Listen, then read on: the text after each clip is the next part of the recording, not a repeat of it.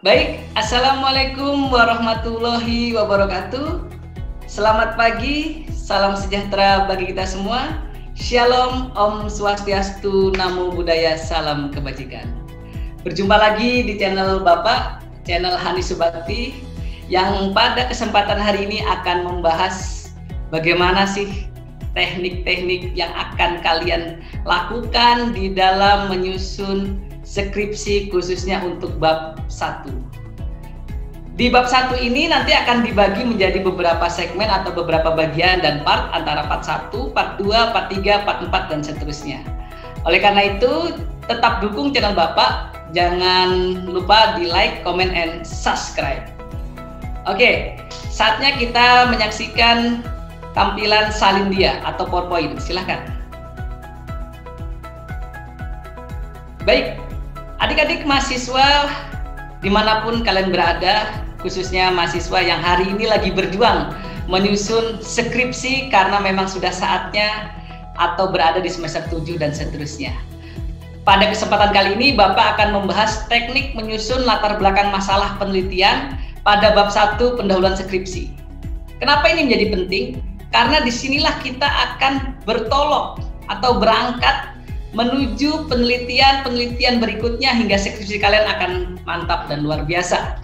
Oleh karena itu, silakan kalian amati dan perhatikan penjelasan yang akan Bapak berikan. Selanjutnya.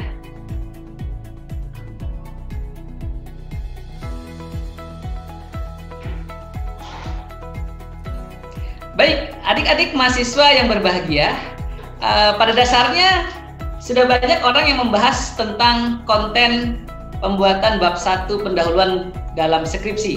Namun Bapak di sini ingin membahaskan secara terperinci dan lebih kekinian, lebih khususnya karena Bapak memang termasuk salah satu dosen pembimbing ataupun penguji yang biasa melihat yang namanya penulisan bab 1 dari skripsi mahasiswa tingkat akhir. Oleh karena itu, di episode kali ini saya akan menceritakan teknik menyusun latar belakang masalah penelitian pada bab 1 pendahuluan skripsi. Ingat ya, pada bab 1 pendahuluan skripsi. Yang kita bahas pada malam atau pagi hari ini, yang kita bahas hanyalah latar belakang masalah terlebih dahulu. Karena ini akan berjenjang dan akan ada part-part selanjutnya yang bisa kalian lebih cermati. Apa sih itu latar belakang masalah penelitian?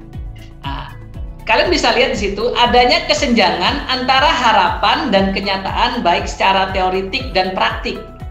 Kalau bahasa baratnya itu Dasein and Dasollen. Situasi hari ini dengan situasi yang diharapkan. Kenapa demikian? Karena kalau kalian menulis latar belakang, kita tidak boleh lagi terlalu jauh menceritakan kejadian-kejadian masa lampau. Seperti pada tahun 1975. Tidak perlu kita bahas. Kita bahas hari ini untuk memecahkan masalah hari ini dan yang akan datang. Karena kita hari ini berada di tengah-tengah pandemi COVID-19, bisa jadi latar belakang kalian nanti akan bersentuhan langsung dengan COVID-19 itu. Mobil khusus yang akan meneliti saat-saat ini. Oleh karena itu, secara teori sama praktiknya harus seiring sejalan. Terus, apa sih yang harus ada di latar belakang masalah? Banyak tentunya ya, di sini sudah Bapak simpulkan. Yang pertama, kalian harus membuat ringkasan teori. Ringkasan teori di sini bukan seperti di bab 2 kajian teori ya. Ringkasan teori di sini adalah teori-teori yang pernah ada, yang pernah ditulis oleh teman-teman kalian sebelumnya atau ahli-ahli yang sudah menuliskannya dalam bentuk buku atau artikel jurnal. Itu bisa kalian baca dulu, dijadikan fondasi latar belakang itu. Lalu ada hasil-hasil penelitian. Ingat, ketika nulis latar belakang, tidak boleh sama dengan latar belakang teman kalian ataupun orang-orang sebelumnya. Oleh karena itu, kalian harus banyak-banyak membaca hasil-hasil penelitian agar tidak terjadi yang namanya plagiat atau plagiatisme. Oleh karena itu, teman-teman harus banyak membaca hasil-hasil penelitian terdahulu. Kemudian, hasil-hasil seminar dan diskusi yang sudah dijadikan artikel, itu boleh kalian baca untuk memperkuat latar belakang kalian. Dan yang terakhir, sebelum kita menuju puncaknya adalah pengalaman pribadi peneliti. Adik-adik mahasiswa tingkat akhir yang berbahagia, pada kesempatan pagi hari ini kalian akan Bapak berikan arahan bagaimana sih membuat latar belakang yang baik. Lebih khususnya kalau kalian sudah memiliki pengalaman pribadi, baik itu dalam bentuk magang, dalam bentuk praktik, dalam bentuk pengenalan sekolah atau pengenalan tempat kerja dan lain sebagainya. Oleh karena itu dijadikan fondasi juga. Oke. Pada PowerPoint ini saya sudah menceritakan garis-garis besarnya. Dari segi kebahasaan, latar belakang itu paling bagus jika dimulai oleh kata-kata dewasa ini, saat ini, masa kini. Artinya apa? Itu zaman-zaman kekinian. Bukan lagi kita berbicara pada suatu hari atau pada zaman dahulu. Tidak, latar belakang itu kondisi hari ini dengan kondisi yang diharapkan. Oleh karena itu, perlunya keterkaitan terhadap penelitian yang akan dilakukan dengan tempat penelitian. Di segmen sebelumnya, pada teknik penulisan skripsi yang langsung di ACC, kalian sudah melihat. Kalian harus betul menyiapkan variabel-variabel.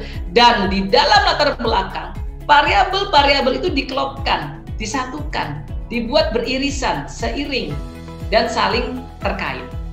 Dewasa ini pendidikan, dewasa ini ekonomi, dewasa ini sosial politik, kita kait-kaitkan dengan tempat penelitian.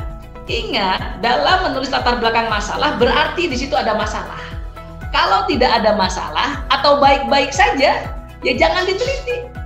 Kita cari apa sih yang jadi masalah di tempat itu. Oh, mungkin ada pengaruh. Oh, mungkin ada hubungan.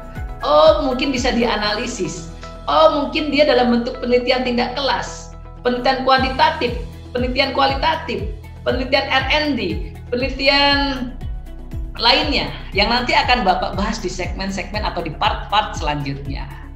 Jadi, benang merahnya pada kesempatan pagi hari ini adalah bagaimana adik-adik mahasiswa ketika menulis latar belakang masalah bisa mengaitkan di antara bab 1, bab 2 nantinya, dan bab seterusnya. Dan khusus untuk bab 1 pendahuluan dan A latar belakang atau 1.1 latar belakang tergantung sama template atau selingkuh kalian, kalian ceritakan itu apa saja yang menurut kalian memang relevan dengan situasi tempat kalian penelitian di lapangan. Jika sudah, itu ada garis ke bawah, keterkaitan terhadap penelitian yang akan dilakukan dengan tempat penelitian itu menjadi penting. Sekali lagi Bapak ingatkan, buatlah latar belakang dengan bahasa-bahasa yang sangat menarik, tentunya dengan bahasa baku, kalimatnya efektif, mengandung ide pokok yang jelas di setiap paragraf, dan saling berhubungan. Kalau itu yang kalian lakukan, Bapak berani jamin, dosen pembimbing kalian atau penguji kalian akan meng-ACC atau menyetujuinya. Oke, selanjutnya part 2. Kita tutup dulu Mas layar berikutnya.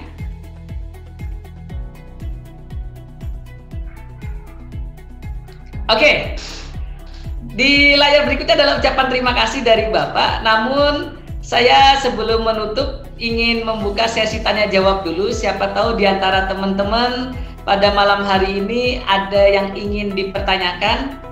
Bapak berikan 1 atau 2 kesempatan. Kami persilahkan untuk mengaktifkan suaranya. Pak, saya mau tanya. Oke, Mbak Fitri Soleha ya. Ya, silakan Mbak Fitri. Ya, saya mau tanya Pak, bagaimana jika dalam sebuah latar belakang tidak memenuhi konsep piramida terbalik secara sempurna, Pak? Terima kasih. Oke, konsep piramida terbalik. Baik, Mbak Fitri Soleha, terima kasih. Mungkin saya langsung jawab dulu ya, baru buka segmen pertanyaan selanjutnya. Jadi mungkin Mbak Fitri Soleha juga pernah atau sering melihat video-video YouTube, konten-konten YouTube yang dari YouTuber lainnya yang menggambarkan tentang piramida terbalik dari sebuah latar belakang. Oke, kenapa Bapak tidak membahaskan piramida terbalik di dalam konten pagi, siang, menjelang siang hari ini? Ini serta-merta saya ingin berbeda dari teman-teman YouTuber lainnya yang membahas latar belakang itu. Baik, piramida terbalik ini difungsikan untuk menganalisis dari yang besar ke kecil atau mengerucut ke kecil biar tidak keluar dari jalurnya. Itu jelas. Namun terlepas dari itu, ketika dari konsep piramida terbalik yang sudah bertahun-tahun digaungkan oleh teman-teman, itu terlepas satu atau bagiannya kurang, apakah boleh, Pak? Oke, kembali lagi ke niat kita. Latar belakang yang baik dalam rumusan masalah selanjutnya, manfaat, tujuan, dan lain-lain, itu akan saling berkorelasi. Jadi di latar belakang itu kalian ceritakan memang yang paling menonjol di situ apa. Dewasa ini, pendidikan di Indonesia mengalami fase belajar dari rumah, mengingat adanya pandemi dan seterusnya. Ketika dikerucutkan, dikecilkan semakin kecil, bisa kalian simpulkan atas dasar dari latar belakang di atas, maka kami mengambil judul ini. Nah, kembali lagi, di situ ada sedikit teori, ada penelitian-penelitian yang sudah pernah ada, di situ ada kejadian umum ke khusus, khusus ke umum, semuanya akan digabungkan. Kemudian kalian dalam menutup latar belakang itu biasanya mengurai kembali sebuah judul yang kalian tuliskan di awal dalam proposal penelitian kalian, skripsi kalian ini. Oleh karena itu kalau hilang sedikit apakah boleh? Kalau menurut Bapak tidak masalah, asalkan masih bisa berterima. Ingat, sekali lagi latar belakang ini harus sesuai dan konkret, bukan sekadar menuliskan panjang kali lebar atau sepanjang-panjangnya menurut piramida terbalik, tidak. Bapak pernah menemukan latar belakang yang hanya 3 lembar, dan saya rasa itu sudah mewakili cerita. Di situ ada kekinian, ada the solid and the science, situasi hari ini dengan situasi yang diharapkan, ada keterkaitan dengan masalah yang benar-benar terjadi. Ingat, kalau tidak ada masalah jangan dicari-cari. Kasihan tempat penelitian kalian, seakan-akan dia bersalah, padahal sudah baik. Ingat, mahasiswa harus jujur, menuliskan latar belakang step by step, satu persatu, langkah demi langkah, dengan urutan yang pas. Kalaupun ada celah untuk kurang, coba ditutupin celah itu ya Mbak ya. Untuk apa? Agar nanti ketika masuk ke rumusan masalah, masuk ke tujuan, manfaat, kemudian batasan masalah, tidak jadi permasalahan dalam selanjutnya. Mungkin itu yang bisa Bapak jelaskan, Mbak Fitri Soleha. Saya yakin kalau Mbak Fitri menyimak video ini nanti ketika sudah di-share di YouTube, akan tergambarkan kok. Terima kasih Mbak Fitri Soleha. Iya Pak, terima kasih Pak. Iya Mbak. Baik, ada lagi mungkin dari mas-masnya yang ingin bertanya, silakan. Kita Saya sharing. Pak. Baik, silakan Mas. Begini Pak, kemarin saya lihat teman-teman Pak kebingungan Pak. Mereka itu cara kutip langsung dan tidak langsung itu gimana ya Pak? Oke, siap. Mas Aldam sudah semangat sekali nih. Oke, terima kasih Mas Aldam. Mahasiswa tingkat akhir juga ya. Baik, teman-teman yang berbahagia, siapapun Anda di luar sana yang menyaksikan YouTube ini, channel YouTube ini, semoga setelah menyaksikan ini dapat tercerahkan. Sebenarnya masalah kutipan langsung atau kutipan tidak langsung itu nanti akan dibahas di bab 2 di kajian teori atau kajian pustaka. Namun, latar belakang yang baik juga ada sedikit teori yang diperkuat di latar belakang tersebut. Nah, alangkah baiknya kalau di latar belakang itu kutipannya kutipan langsung. Dengan mencantumkan siapa penulis aslinya. Pak, boleh nggak Pak kita buat kutipan tidak langsung? Tetap boleh, karena tidak ada batasan. Kalau kutipan tidak langsung, kita akan mengubah kata-katanya, memparafrasekan kata-katanya itu dengan harapan lebih sederhana atau lebih dipahami. Nantinya dosen kalian, dosen pembimbing 1 ataupun pembimbing 2 kalian yang lebih khusus penguji kalian nanti memahaminya. Oh, Mas ini mengutip ini di latar belakangnya ada kutipannya untuk membuat teori ini menjadi kuat. Diperkuat dengan situasi kejadian di lapangan. Itu jauh lebih baik, Mas. Bapak beberapa kali menemukan mahasiswa yang latar belakang rumusan masalah penelitiannya itu pakai teori terbarukan. Ingat, sekalian saya ingatkan di sini, kalau nulis skripsi teorinya harus 2021, berarti kita minimal 2015-2016. 5 tahun terakhir, bagus. Jangan teori tahun 2010, tahun 2007, bahkan tahun 2000 terlalu tua, ya. Jadi di latar belakang, boleh nggak kita memberikan kutipan ahli? Boleh. Boleh tidak? Saya tidak memberikan kutipan ahli di latar belakang, Pak. Juga boleh, kalau sudah merasa yakin. Ingat, latar belakang yang baik bila mana dosen kalian, dosen pembimbing kalian, dosen 1 ataupun dosen 2 sudah ACC. Kalau belum ACC, ya dicoba lagi. Tapi saya yakin kalau kalian menyaksikan video ini, kalian akan tergambarkan. Seperti yang ditanya sama Mbak sebelumnya boleh nggak menggunakan piramida terbalik? Boleh.